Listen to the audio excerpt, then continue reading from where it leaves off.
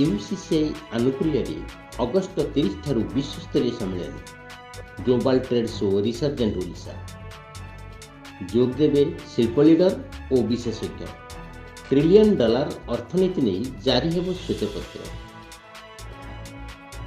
Utkal chamber of commerce and industries limited पक्षरु बहु प्रतीक्षित global trade show resurgent Odisha 2024 घोषणा करा जायछि।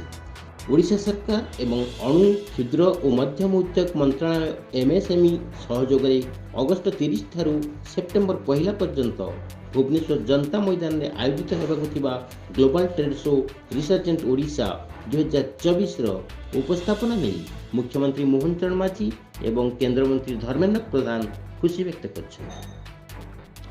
2047 विकसित भारत स्वप्न लक्ष्य पूरण क्षेत्र में समग्र भारतवर्ष में ओडिशा एक शिल्प समृद्ध राज्य भाव परिगणित हो बोली श्री प्रधान वार्ता देते।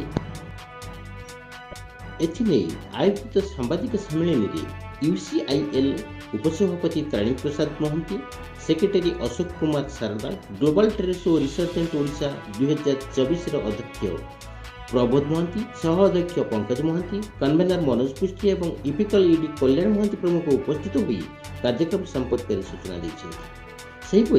Global trade show resurgent Odisha 2024 राज्यर अर्थनैतिक और शिल्प यात्रा एक ऐतिहासिक अवसर होगा नहीं प्रतिश्रुति दिए बोली आयोजित सांबादिक सम्मेलन में प्रकाश पाई। एक्सपो रे विभिन्न देश दूतावास शिल्प और राष्ट्रायत्त उद्योग एमएनसी एकाडेमी प्रमुख जोग देवे। ओडिशा किपरि $1 ट्रिलियन अर्थनीति लक्ष्य हासिल करिपरिबो सेथिने सहयोगी सहायता एक श्वेतपत्र प्रस्तुत करी उभय राज्य एवं केंद्र सरकार निकट में दाखल होगा नहीं लक्ष्य धार्य होइछि। अनेक प्रदर्शनी कर्मशाला एवं शिल्प विशेषज्ञों सह पैनल आलोचना मध्य जारी रहिबो परिप्रकाश पाइछि। Like, comment, and subscribe.